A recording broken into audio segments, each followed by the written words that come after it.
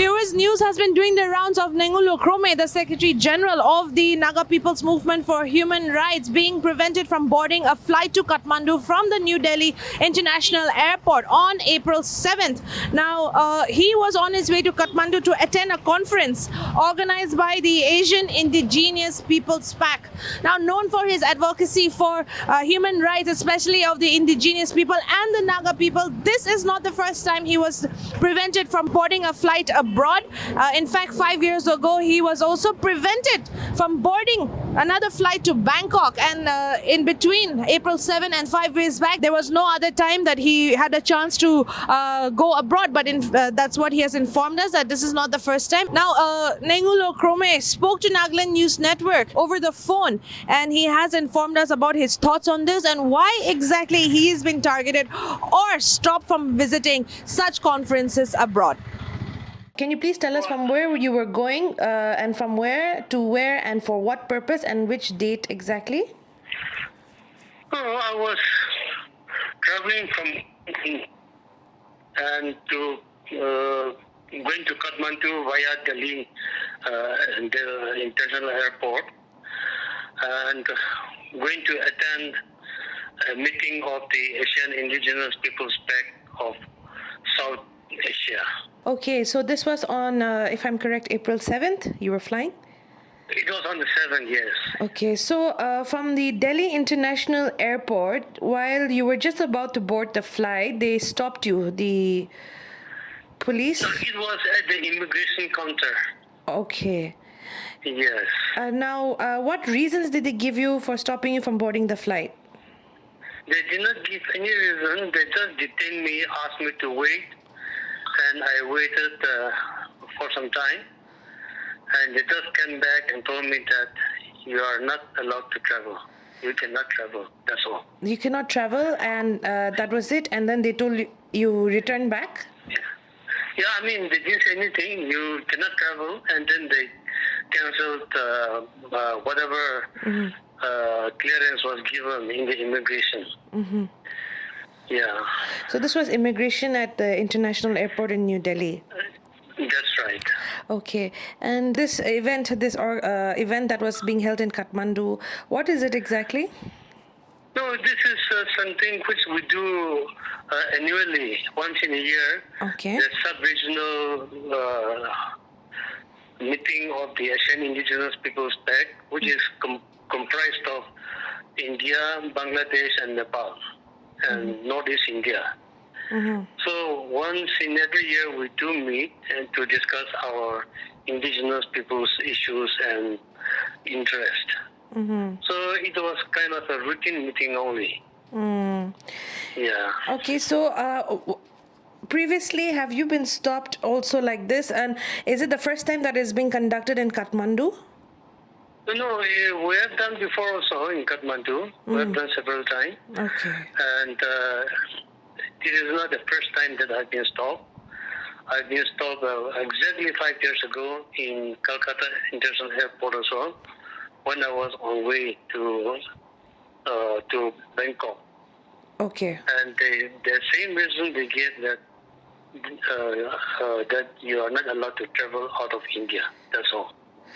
All right. So, sir, what reasons do you believe that this is happening to you? Any reason that you might feel why this is No, happening? I have not committed any offense against anybody. Mm-hmm. The fact is that as activists, as human rights defenders, we have to speak the rights of our people, and in doing so, we often have to criticize governments and their wrong policies.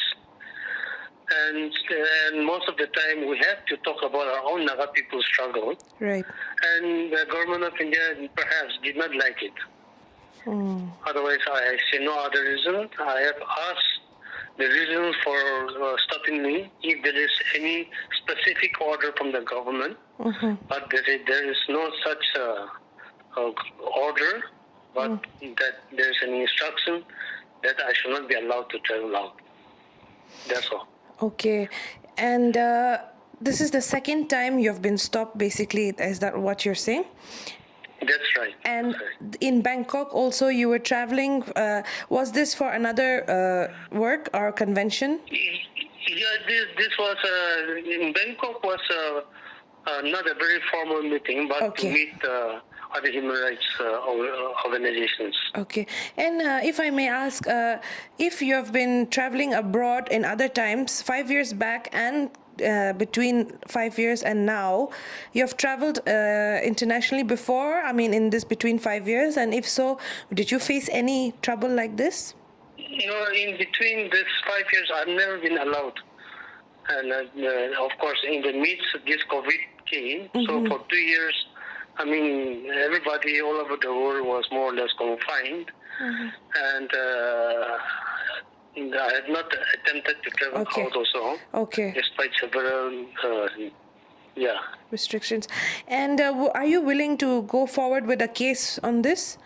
Why they are... People are suggesting, but how do you trust even the justice system, the legal system Right. in India? Right, Yeah. right. Okay. So, sir, I mean, you're, you are an advocate for human rights and you are the voice.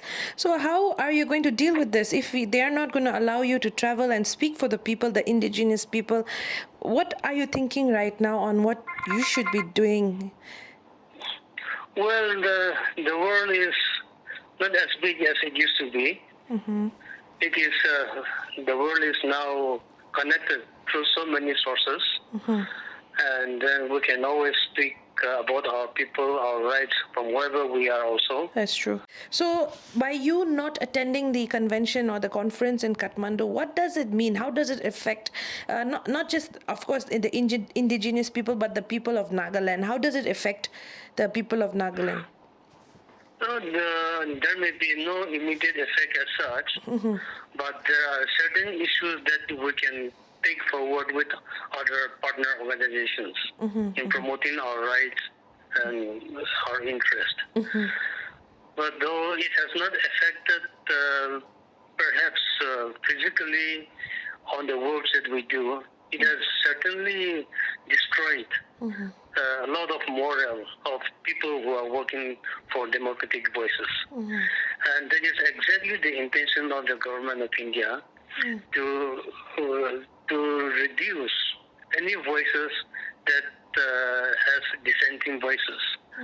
So the tragedy is people are now becoming more and more terrified, even to speak out what is even the basic right to life Right. and to exist as a normal human being. So our life has been reduced to the kind of half living, half dead sort of situation now. Right. And what about other human rights activists? Why only you do you think you have been targeted? There are many other human rights activists also, even from our state. There are quite a few of them. Social workers also were fighting for indigenous rights. But Yes. why only you are being targeted to travel abroad, denied? Well, that only the government can answer. I cannot say that, but perhaps they thought if they can silence me, the others will be more controlled Right. in many ways, maybe. So that was Nengulo Krome, the Secretary General of the Naga People's Movement for Human Rights. And like he has said, this is the second time that this has happened. Right now, he is in Kohima. He's come back when this incident happened on April 7. But then he also, as he has mentioned, according to the phone conversation, as you have heard, that most likely he is being stopped because the people who are stopping him most likely do not want the voice of the Naga people heard, or not just the Naga people but indigenous people heard across borders. Now, in regard to this, other organization has also condemned the incident that occurred on April 7th where he was prevented from boarding. Now, the Unrepresented National and People's Organization and the Global Naga Forum also have called it a serious infringement on fundamental rights and a reflection of the broader systematic clampdown on human rights defenders and civil society actors in India, including those representing indigenous and minority communities such as the Naga people. Esther here with camera person Timjan for Nagaland News Network.